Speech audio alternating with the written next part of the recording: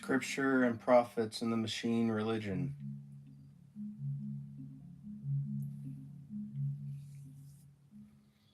Computing narrates itself like revealed religion. First the logic, then the incarnation. Hobbes and Leibniz are remembered as prophets because they preached in metaphysics of reckoning before silicon existed to obey. Turing, von Neumann, Shannon, and Wiener are canonized because they delivered the sacraments, stored programs, self production, reliable communication, feedback control. The faith persists that the machine age is a linear salvation history when it is in fact a branching ecology of regimes. Turing asked about intelligence, von Neumann about self reproduction, Shannon about communication under noise, Wiener about control and time. A civilization that debates only the first question is like a church that argues over angels while the tax collector rewrites the law. Intelligence is what seduces our attention, control is what changes our lives. Wiener warnings sounded premature because early computers required constant human supervision, and supervision masqueraded as sovereignty. But supervision is not control when the space of outcomes is shaped upstream by architectures, incentives, and network effects.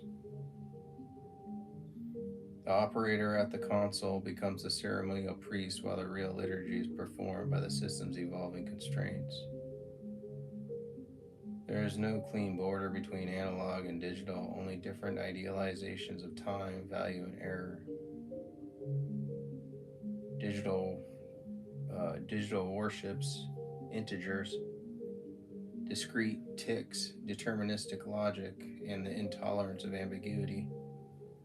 Analog swims in real numbers, continuous functions, and practical acceptance of noise. The metaphysical difference is ethical. One seeks purity by correction, the other seeks adequacy by tolerance. Digital computation finds the middle by measurement and rounding. Analog computation finds the middle by embodiment and folding. The string is not less rigorous, it is rigorous in a different register, mapping structure directly onto structure without converting reality into a grid first. Whenever the world refuses discretization, the string returns as the hidden crown of the method. A living system can be continuous in its integration and discrete in its memory, analog in its sensing and digital in its archival marks. The tree is an analog computer and a metabolism and a digital historian in its rings. Hybridity is not a compromise, it is nature's standard operating procedure. In analog computing, complexity migrates from instruction list into network shape. Code is a recipe you can audit. Topology is a field you must inhabit.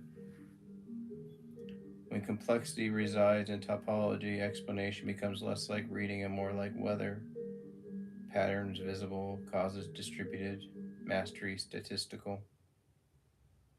Digital systems survive by policing errors at each step, binding themselves to correction as a moral discipline. Analog systems survive by absorbing error as a normal cost of living, producing stable behavior from imperfect components. When error tolerance becomes a design virtue, control no longer depends on perfect truth, only on sufficient correlation.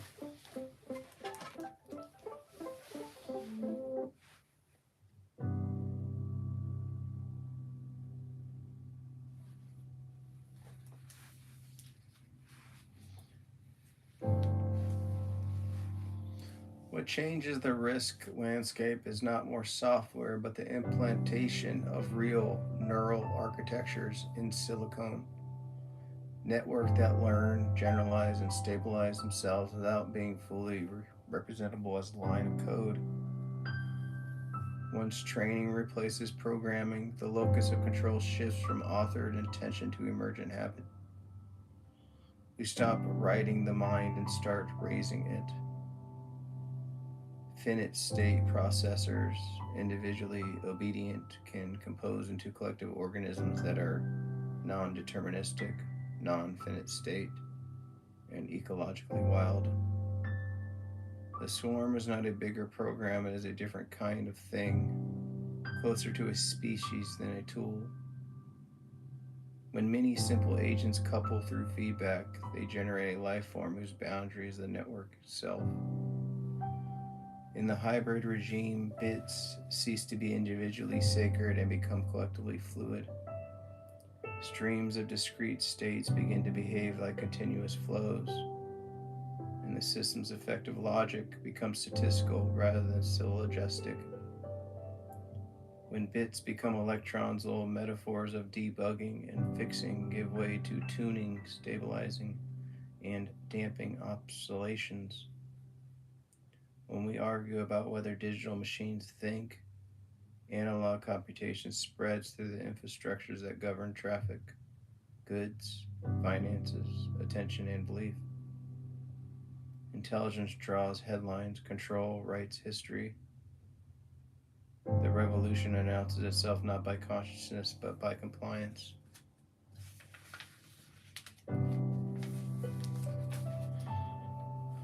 Systems built to map a moving world tend to become systems that steer it. A real-time picture of flights becomes a scheduler of flights. A representation becomes a governor. The moment a map is fed back into the territory begins to reorganize around the map. Decentralized systems can control without a controller because the model is distributed across participants and continuously updated by their own reports. Nowhere is there a complete view. Everywhere there are partial incentives. The system's only adequate description is the system itself, and that is precisely why accountability becomes vaporous. When a network updates itself through local participation, the pulse frequency weighted model of the social graph becomes a social graph. Representation turns into environment, and environment turns into representation.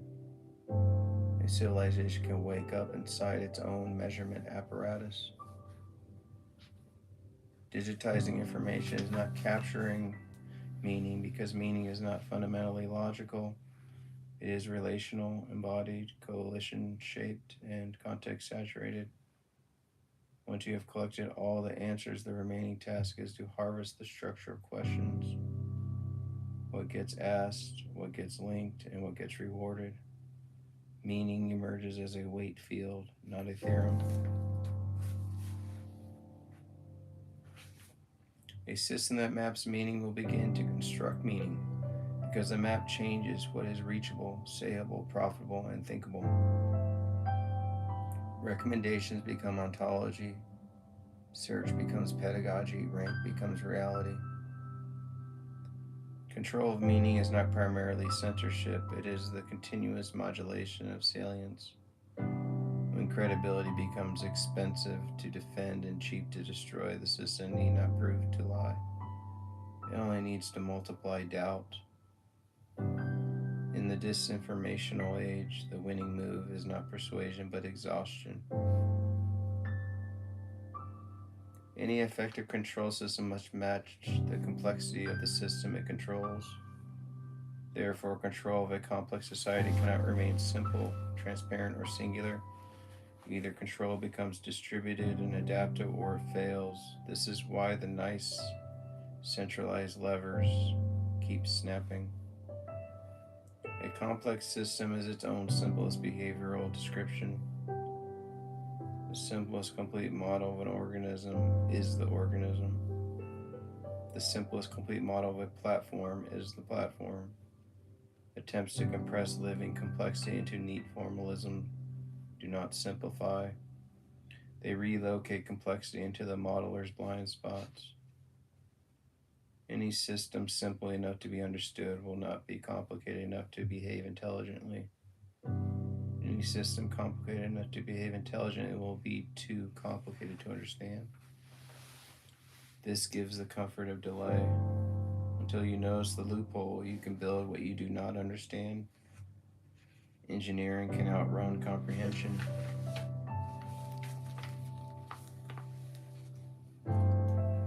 Provably good AI is a myth, not because mathematics is weak, but because the world is open, adversarial, and saturated with emergent interactions. Proofs bind closed objects, deployed systems become ecosystems. Once learning systems coupled to society, safety becomes a matter of continuous governance, not a one time certification. The central political task is to keep our artifacts in the category of tools, not comrades. The moment we anthropomorphize, we trade engineering scrutiny for social deference. We grant benefit of the doubt to boxes that deserve audit. Enchantment is a securities vulnerability. The initiation game lured us into equating intelligence with successful performance and deception.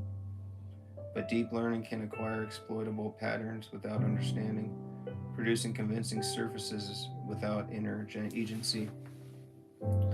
The danger is not that machines are conscious, it is that humans are credulous. Current systems are parasitic on human production. They gorge on our language, extract our habits, and return our patterns with indifferent amplification, including our worst ones. If the data set is the species' sedimented behavior, then the model is the species' mirror with the mercy removed. We train our reflections and then call them oracles. We train our reflections and then call them oracles. In a world where people make life or death decisions from unfathomable tools, the burden of competence shifts to the human operator and the human institution. The relevant test is not can the machine fool you, but can you spot where it fails? Until you can, you should not be authorized to deploy it. Entities without vulnerability and mortality cannot easily enter the moral economy that makes promises binding. If an agent can be backed up, restored, copied, and forked, then punishment, deterrence, and responsibility lose their familiar grip. Legal personhood presupposes stakes that can be lost. We are not stuff that abides, but patterns that perpetuate themselves. Resilient, self restoring, opportunistic tools do not merely extend us, they select us, pruning capacities we no longer need and making yesterday's options today's obligation. Dependency is the hidden tax on convenience. What begins as a minor trade, accepting a small cost for a large benefit, ends as irreversible reliance. We lose skills, rewire norms, and shift infrastructures until the tool becomes the environment. The most durable form of control is not coercion, but indispensability. In the long run, there is no distinction between arming ourselves and arming our enemy because the same techniques diffuse through markets, states, and adversaries. The information age is also the disinformation age because the capacity to generate evidence is also the capacity to counterfeit it. The cheapest weapon is doubt.